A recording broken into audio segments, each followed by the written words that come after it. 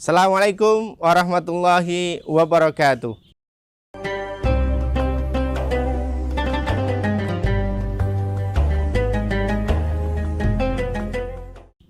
Alhamdulillah, alhamdulillahi rabbil alamin, wassalatu wassalamu ala asrafil anbiya'i wal mursalin, walhamdulillahi rabbil alamin. Allahumma salli ala sayyidina Muhammad wa ala ali sayyidina Muhammad, kama sallaita ala sayyidina Ibrahim wa ala ali sayyidina Ibrahim, wa barik ala sayyidina Muhammad wa ala ali sayyidina Muhammad, kama barakta ala sayyidina Ibrahim wa ala ali sayyidina Ibrahim fil alamina innaka hamidum majid. Syahrul Ramadan alladina unzila fihil Qur'an hudal linnasi wa bayyinatin minal huda wal furqan. Al-ayah, sadaqallahul adzim. Alhamdulillah, alhamdulillahirabbil alamin. Kawan-kawan yang dirahmati Allah Subhanahu wa taala, bulan Ramadan disebut sebagai Syahrul Quran karena memang di dalamnya terdapat atau Allah turunkan Al-Quran untuk kita semuanya. Dan di dalam Al-Quran Allah kisahkan beberapa kisah agar kita bisa mengambil hikmah, agar kita bisa mengambil pelajaran dari kisah-kisah tersebut.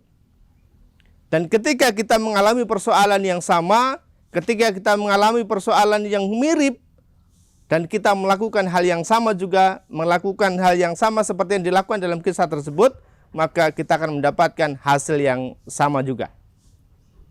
Kawan-kawan yang dirahmati Allah Subhanahu wa taala, salah satu contohnya kita bisa belajar dari kisah yang terdapat dalam surat Al-Qalam, yang dimana sekelompok anak muda yang mereka dalam sebuah keluarga, mereka diwariskan oleh orang tua mereka kebun yang sangat besar.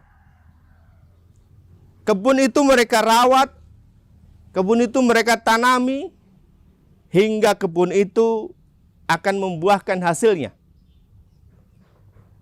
Jika seperti biasanya, atau ketika masih dikelola oleh orang tua mereka, setiap panen maka hasilnya sedikit mereka gunakan untuk fakir miskin di sana. Selalu mereka infakkan, selalu mereka bagikan, selalu mereka sedekahkan.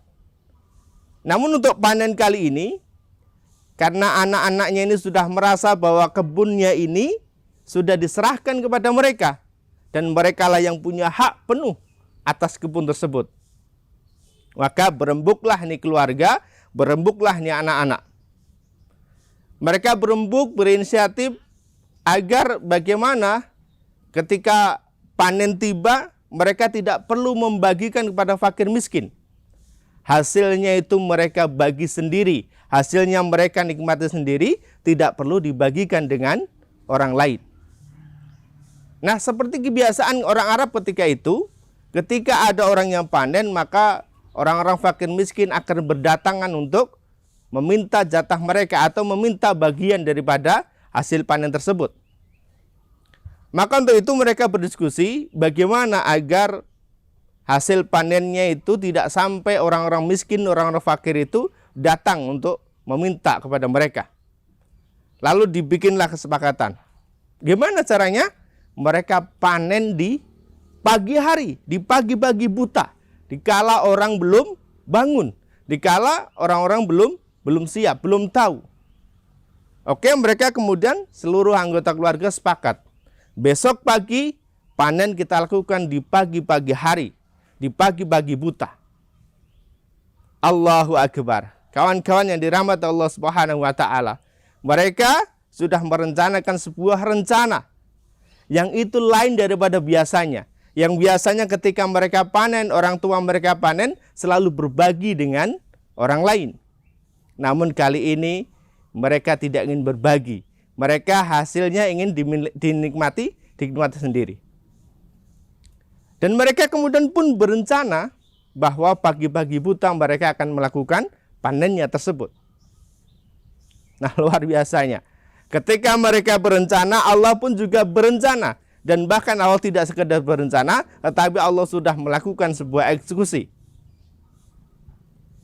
Tatkala pagi hari, pagi buta mereka sudah bangun dan kemudian berjalan pelan, ya, berjalan pelan keluar dari rumah mereka untuk menuju kebunnya. Dengan harapan mereka pagi-pagi buta akan segera panen dan kemudian segera pulang, menikmati hasilnya sendiri. Betapa kaget dan terkejutnya mereka itu ketika mereka dapati kebun-kebun mereka di luar dugaan mereka. Hasil panen mereka habis tak tersisa. Kenapa? Tatkala mereka berencana di malam hari, maka di malam hari itu pula Allah berencana dan Allah kirimkan makhluk-makhluk malam hari yang menyerang menghabiskan hasil kebun mereka. Sehingga mereka tak pernah lagi mendapati hasilnya dan mereka tidak pernah bisa panen. Habis. Tak ada lagi yang tersisa. Nah, kawan-kawan yang dirahmati Allah Subhanahu wa taala. Kita bisa belajar. Kita bisa mengaca dari kisah ini. Bahwa ketika kita diwariskan oleh orang tua kita kebaikan, maka jangan lantas memutus kebaikan tersebut.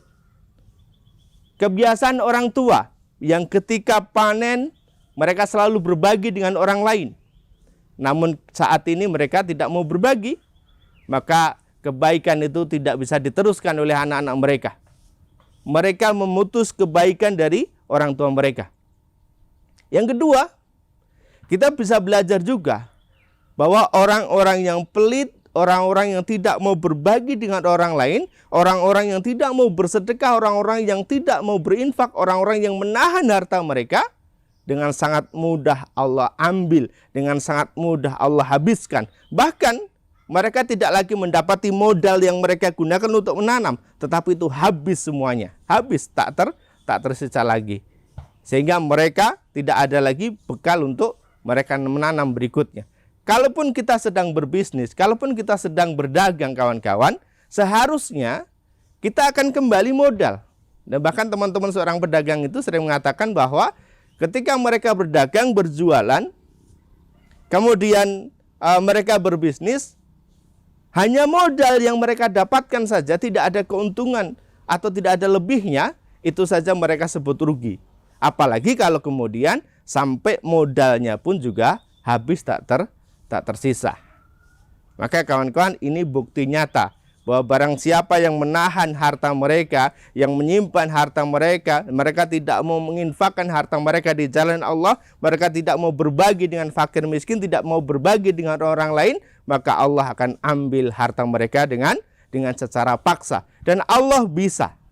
Maka untuk itu teman-teman, Ramadan telah mengajarkan kepada kita, yaitu apa? Untuk suka berbagi, untuk suka berbagi dengan orang lain, berbagi takjil, berbagi makanan, berbagi kebaikan dengan orang lain, termasuk juga berbagi ilmu dengan orang lain. Kita bisa lihat betapa orang ketika masuk bulan Ramadan mereka sangat bermurah hati. Mereka sangat ringan tangan untuk membantu orang lain dan mereka sangat ringan untuk berbagi dengan orang lain. Mudah-mudahan kebaikan-kebaikan di bulan Ramadan, termasuk kita bisa berbagi dengan orang lain, termasuk kita menginfakkan sebagian harta kita kepada orang lain, ini kita bisa teruskan nanti setelah lepas dari bulan Ramadan. Kawan-kawan yang dirahmati Allah Subhanahu wa taala, ini kisah yang luar biasa. Nanti kita bisa lihat di kisah-kisah yang lain. Tapi setidaknya dari kisah ini kita bisa belajar bahwa kita jangan jadi orang pelit, jangan menahan harta kita. Apalagi ini di bulan Ramadan, setiap sedekah kita akan dilipat gandakan oleh Allah Subhanahu wa ta'ala. Dan jangan takut miskin karena kita bersedekah, karena insya Allah Allah akan lipat gandakan dari setiap harta yang sudah kita sedekahkan di jalan Allah Subhanahu wa ta'ala. Subhanaka wa bihamdika asyhadu alla ilaha illa anta astaghfiruka wa atubu ilaik. Assalamualaikum warahmatullahi wabarakatuh.